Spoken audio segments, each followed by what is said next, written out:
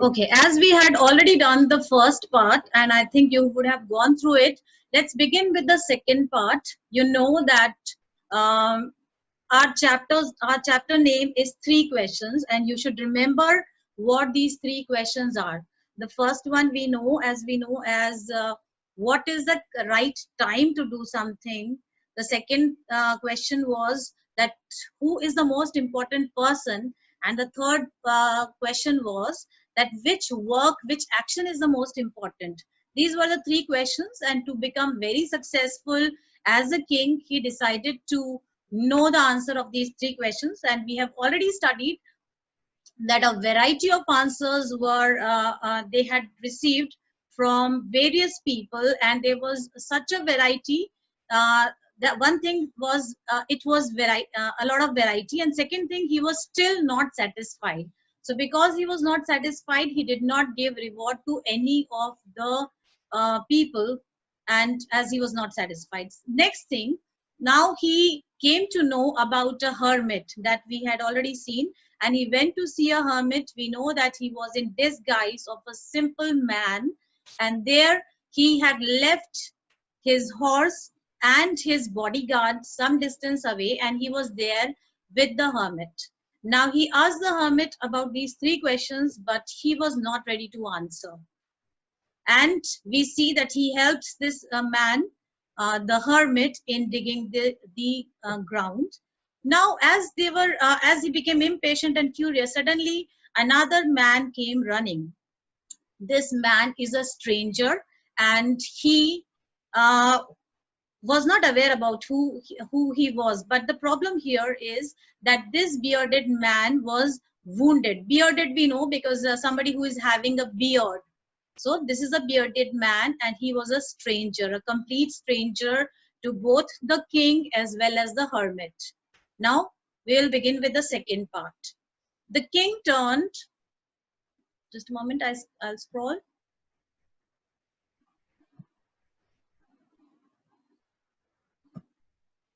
Okay.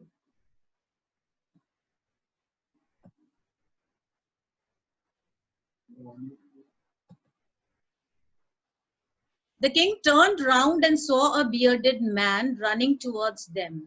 His hands were pressed against his stomach. Now, why somebody presses his hands against his stomach? Right now, in this case, this man is wounded. He is injured.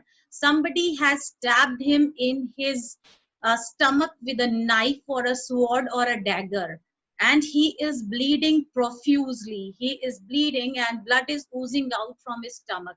He is feeling weak with injury, and just to get help from somebody, as he sees these people, he came running towards them. So he came running towards them. His hands were pressed against his stomach as his stomach was bleeding. So to stop the flow of blood, his hands were pressed, from which blood was flowing and blood was oozing out. And you know that a person can die due to blood loss also. When he reached the king, he fainted and fell to the ground. Finally, there was so much of blood loss that he became unconscious, he fainted, and he fell to the ground. What is the reaction of the king and the hermit now? For them, the person is a stranger. They don't know who this person is. But what is their reaction? The king and the hermit removed the man's clothing and found a large wound in his stomach. Even if there is a doctor and he tries to do some dressing on your wound, he removes the clothing and does it. So properly they have also done that. This does mean that the king was kind, the king was compassionate, and he sympathized with this man without knowing his identity, who he was, and he started dressing his wound. So we see the king's behavior here, his character is revealed here, and found a large wound in his stomach. So obviously, if you see somebody with a large wound and somebody bleeding, the king washed and covered it with his handkerchief. Now, what he had no cotton and gauze or any band-aid, anything like that. So right now, what is he doing? He is trying to stop the blood flow. That is the most important thing to save the life of a person, is to stop the blood flow. Here he has done it with his handkerchief, but the blood would not stop flowing. Why? Because if you have a minor cut, it is easy to dress and to stop the bleeding. But if it is a major cut, then you have to redress and redress until finally the bleeding stops. So here the king redressed the wound until at last the bleeding stopped. Now that is fine. Once the bleeding will stop, he will feel a little better because now there is no blood loss. The man felt better and asked for something to drink. Now after some time, when he felt a little better, he asked obviously for some water. The king brought fresh water and gave it to him. Obviously, the king is very sympathetic here and he is giving him fresh water to drink. So we can see here how he is sympathizing, how he is being kind, and how he is offering some water. The king brought fresh water and gave it to him. Sorry. By this time, the sun had set. We already know that the king had planned that he would go to this man, hermit, and would simply ask for questions, and the hermit would answer, and he would come back to his kingdom or maybe his palace. Sorry, his palace. So this was his plan. But the problem here is that the sun set and he kept on digging, and there was no reply. And in the meanwhile, this man came and he started addressing to him and dressing his wound. The man, so finally, what did he do?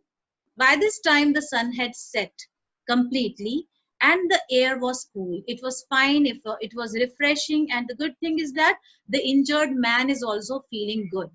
The king, with the hermit's help, carried the wounded man into the hut. Now, as any injured man, as any kind or sympathetic person, you would also obviously make a injured man lie on the bed. So they both carried this man and they both made him sit on the bed. Finally, at this time, wounded man into the hut and laid him on the bed. The man closed his eyes and lay quiet. Now, right now, he is wounded and he's not well. So he is lying quiet. He's not speaking at all. It would be later that they would come to know about his identity. The man closed his eyes and lay quiet. The king, tired by his walk and the work he had done. You all know that the king obviously will be tired. What are the different things he has done on that day that he is so tired? One thing, he came from his palace to meet this hermit. Then he helped the hermit by digging the ground, and later he he has dressed the wound and he was looking and taking care of and nursing this wounded man. So altogether now he is very tired. And what does a tired man obviously does? He would like to sleep. So he slept here. The king, tired by his walk and the work he had done, lay down on the floor and slept throughout the night. Okay, so it's night. The king has also slept, and so does the wounded man. When he awoke, it was several minutes before he could remember. Now, suddenly, when you are lying at a very strange place and you are awoke means you get up from the sleep. You, for a few seconds, are not able to understand where you are. So again, he had to remember or recollect the memories of yesterday, that he came here to the hermit and this man, a stranger, was wounded and he's lying there. So the king awoke, and it was several minutes before he could remember anything. Now, can you see this picture? This picture gives us a clear idea how the king would have taken the handkerchief, and with a bowl he is dressing the wound, and then again soaking it and again redressing the wound, and he is also helped here by the hermit. So both of them are attending the wounded man, and later they take him into the hut. So what we did was he could remember, before he could remember where he was or who the strange bearded man lying on the bed was. So again, he was reminded that there is this strange man, and he was a bearded man, and he was lying, and I was attending to him. So he is recollected everything. But suddenly, who spoke up? The words came from the stranger or the wounded man. Forgive me, said the bearded man in a weak voice. Weak voice because he was injured, he was not feeling well, he was in pain and grief. And he said, forgive me. Now, this is strange. Forgive, instead of forgiveness, he should have said thanks. But why forgiveness? What is wrong that he has done? The king has helped him and he should have said thanks. So forgive me is a strange word here, and that is why you can see an exclamatory mark where he saw that the king was awake. So when he saw, he asked for forgiveness. Forgiveness is a feeling of saying saying sorry for something, asking for a sorry. I do not know you and have nothing to forgive you for, said the king. Now the king is in surprise. How and for what reason should I forgive you? What have you done wrong? The king is not aware about this at all. You do not know me, but I know you. Who is saying this? The stranger. The king doesn't know, the hermit doesn't know him, but the stranger knows the king very well. How? Let's see. You do not know me, but I know you. I am that enemy of yours who swore revenge on you. Actually, I am your enemy. The king doesn't remember, but somehow, how he has been an enemy, the stranger would make him remember that and realize that. Okay, so one thing, I'm your enemy and I have swore, I have made a serious promise to take revenge. Revenge is to do something in reaction to a crime. So when we are taking revenge, it is actually badla jo hum lete hain, that is revenge on you. So I've decided to take revenge because you put my brother to death. And what is the reason I'm your enemy and I want to take revenge? Because you, the king, had killed my brother and seized my property. And forcefully you had snatched my property. So two things you have done wrong. One thing is killing my brother, and second, seizing my property. I knew you had gone alone to see that hermit, and I was well informed about the fact that you all alone came to see this hermit in the disguise of a simple, ordinary man. So I was having that knowledge. I knew that. And I made up my mind. What is making up my mind? I decided to kill you on your way home. On your way home. That means going back to your house, to your palace. So not while coming to the hermit, but I was waiting for you so that when you would be returning from this place, I would surely kill you. So that is the reason I was waiting for you in the way. But what happened? You remember, we all know that the king couldn't come back because he pitied at the hermit, helped him by digging the beds, and that is why he could not come back. But the day passed. The hermit is saying this, that the day passed and you did not return. You did not return. That was opposite to my expectations. So I left my hiding place. Obviously, for how long could I be hiding? I became curious to know. I became desperate, and I came out of my hiding place to see where you are. And as soon as I came out of the place I was hiding, and I came upon your bodyguard. You remember who were the two things the king had left there? One was the horse and the other was a bodyguard, somewhere a distance away from the hermit's hut, so that the hermit doesn't recognize that he is a king. So as soon as this wounded man, or the stranger we can call, or the enemy now we can call him, came out of the hiding place, I came upon your bodyguard, who recognized me. The king couldn't recognize this man that he was the king's enemy, but the this bodyguard was wise enough to recognize that he is king's enemy and is there to hurt him, and wounded me. So who wounded me? The king's bodyguard wounded me to save the king, for the protection of the king. And as soon as he, with his sword or with his dagger, wounded me, injured me, I ran from there. I escaped from him, but I should have died. Obviously, the blow of the sword was so hard that I got wounded very severely, and and because of the blood loss, I would have died actually if you had not dressed my wounds. It's only, I'm alive only because you were kind enough, you were sympathetic enough, and you saved my life by dressing my wounds, redressing my wounds here, and tending and nursing to me. Otherwise, I would have surely died. I escaped from him, but I should have died if you had not dressed my wounds. I wish to kill you. Now, it is such a strange thing that I decided to kill you. But instead of that, what you have done to me, I should have died. If I wish to kill you and you have saved my life. Actually, I wanted to kill you, but what is strange here?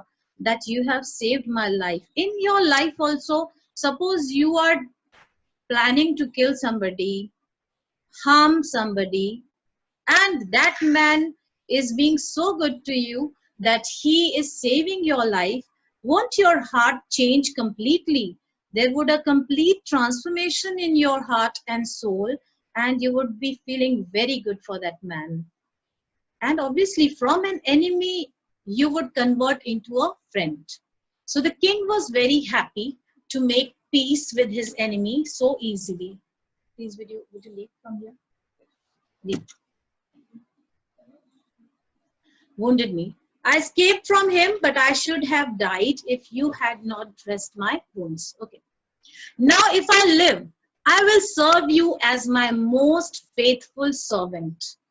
You have been so good to me that because you have been so, you saved my life. Now I am so indebted. I have been under your favor so much that I am now completely transformed. I am your benefactor now, and I will always serve you as a very faithful servant. And not only you, but uh, I will, not only me, but my sons will also, my coming generations will also serve you very faithfully and very loyally, because this is a great favor you have done by saving my life. So this is something, in this whole paragraph, we have seen the transformation of the stranger or the wounded man, or we can call the enemy. Now we see what is the reaction of the king here. What he does now when he came to know that he has actually saved his enemy. Let's see. The king was very happy. Now, what is the reason of happiness? In your life, if you change somebody, uh, an enemy especially, into a friend, that is a great deed. It is very, very good to change a friend into an enemy. Because in life, you can make enemies very easily. It's very easy to make enemies.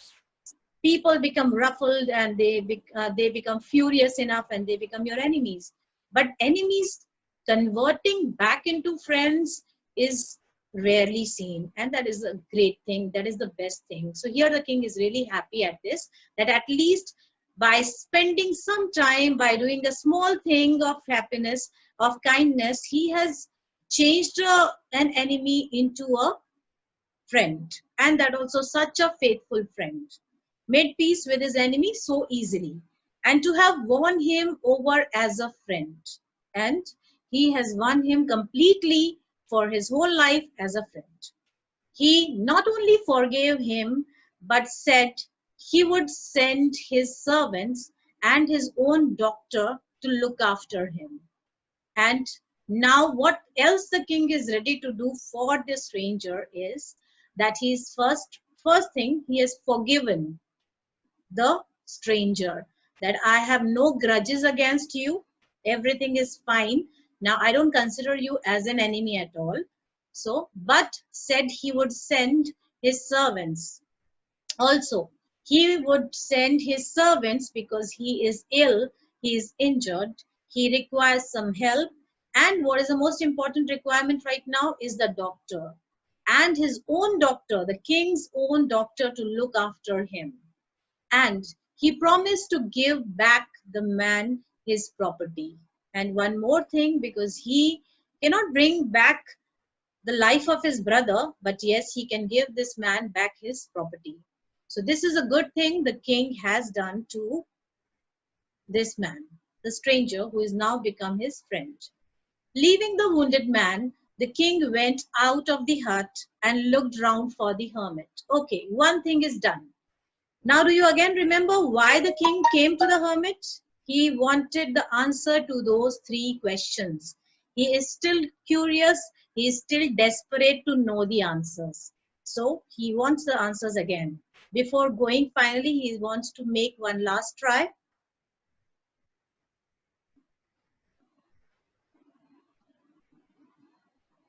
Listen, students, it was just a 40-minute session, but Zoom has extended it.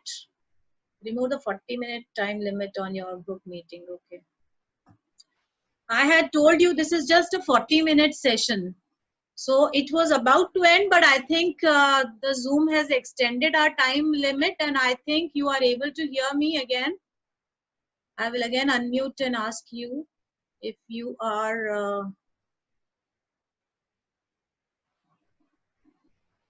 able to hear me. Are you all able to hear me? Listen. Yes, ma'am. Yes, ma'am. Okay, then I'll continue, okay? Till the session, till whatever time they have exceeded, we will continue the class and maybe then it will be over. Okay. Yes, ma'am. So, leaving the Okay, wounded ma'am. man, the king went out of the hut and looked round for the hermit. Before going away, he wished once more to give Yes, ma'am. answers to his questions. The hermit was on his knees. Okay, ma'am. Again, the hermit was doing his usual work. He was not interested very much in the king, whatever he was doing that.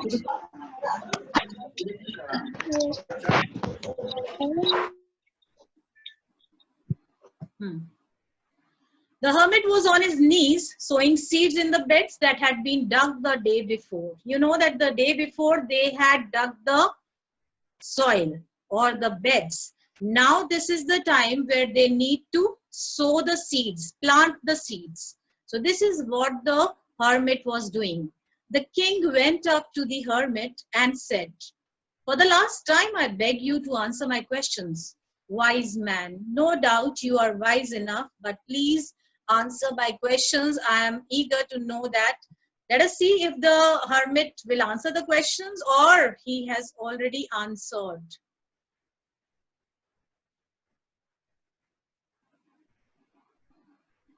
You have already been answered. Very strange. Again, an exclamatory mark here. He did not speak a word. He did not utter a word at all. And it is said that he has already been answered. Your answers have been given, said the hermit, still bending down to the ground and looking up at the king as he stood before him. Okay, so he is looking at him, having no clue how the answers have been given. How have I been answered? What do you mean? So what do you mean exactly in a common man's sense?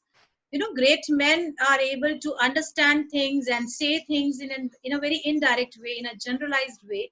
Maybe common man, simple man, or an ordinary man will not be able to do that. So he wants the interpretation to be done by the hermit. "Do you not see," replied the hermit, "if you had not pitied my weakness yesterday and had not dug these beds for me, you would have gone away. Now going back to yesterday's time, he is making him realize the answer to his questions. He said, "Do you remember yesterday, if you did not have pity on me, pity means if you had no feeling of sadness or sorrow. Pity is actually daya karna.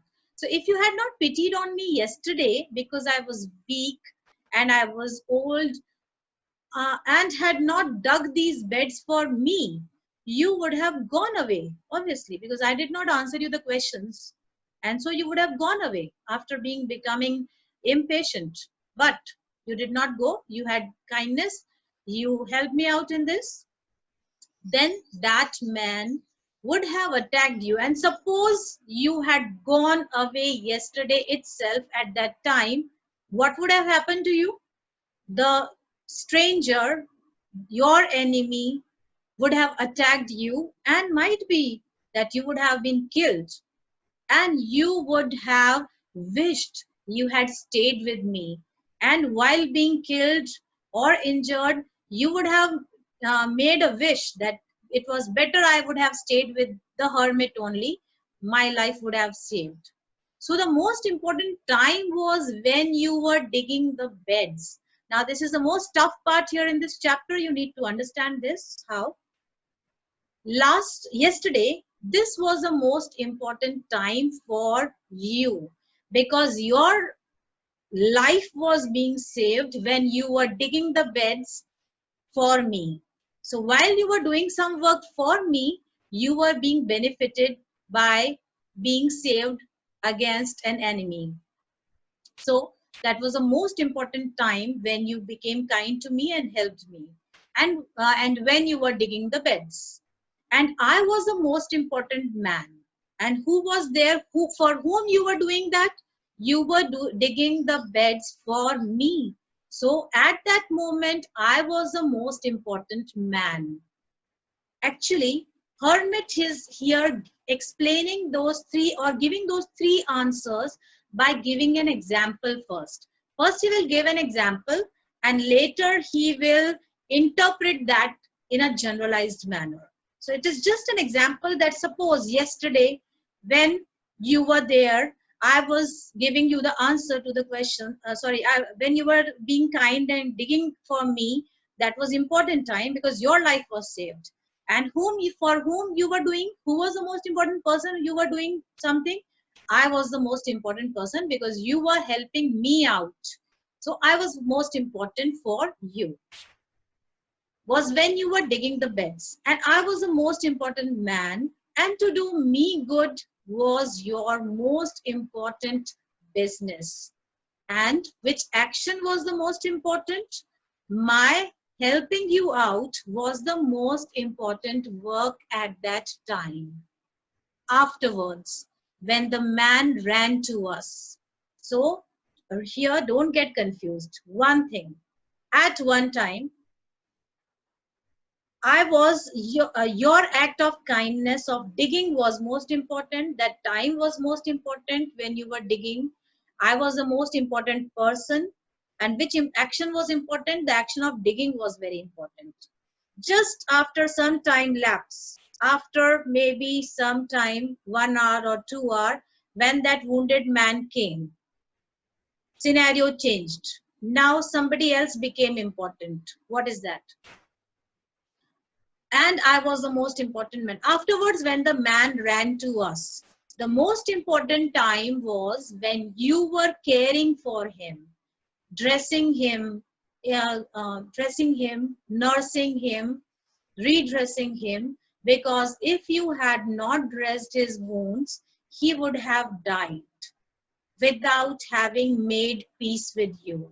Why that time was important? You helped him out, and if you had not helped him out, he would have died, and your enemy would not have converted into a friend. So he was the most important man for you, and what you did for him was your most important business. So your helping him out became important, that man became important, then your helping him out became important. So as time changes, different people became important to you, and different works become important for you. It's not that one person or one action or one time is always fine. As time progresses, different people become important, different works become important. You will be better able to understand as soon as we will study and complete the next paragraph. See this? Remember then, there is only one time that is important. Now, a very general answer. Which is the most important time? The most important time is now. Present time, present tense, right now, because only in the present time we can do something. Can we go into move into the future and do something? No. Can we go back into the past and change something? We cannot. So what is the most important time? The most important time is now, the present time. Only in the present time do we have the power of action. We can do something. We can prove ourselves. We can do anything you want. Whatever power you have can be shown and displayed in the present time only. So for every person in the world, the best time is now, present time. It is the most important time because it is the only time we have any power to act, because there is power of action here. The most necessary person is the person you are with at a particular moment. Second answer. Who is the most important person? Any person who is with you at that time is very important. Right now you are in a lockdown with your family. So this is your very important time right now, present. With whom you are, with your family. So your family becomes very important to you. Right now you should do good to your family. So that is what has been given here as an advice. Because it is only time we have any power to act. Okay. The most necessary person is the person you are with at a particular moment. For no one knows what will happen in the future and whether we will meet anyone else. Right now we know. No one knows what will happen in the future, and past is already gone. So what is the most important time? The time is the present time. The most important business is to do good to that person good, because we are sent in this world for that purpose alone. In this world, God has sent us to do good things. Okay, two hands are raised. I would ask you if you have any question. Let me complete this one line. Which is the most important work or action that is important? Here is that you should do something good. That means God has sent us in this world to do something good, and to do good in this time with the person you are in is the best thing. Okay, there has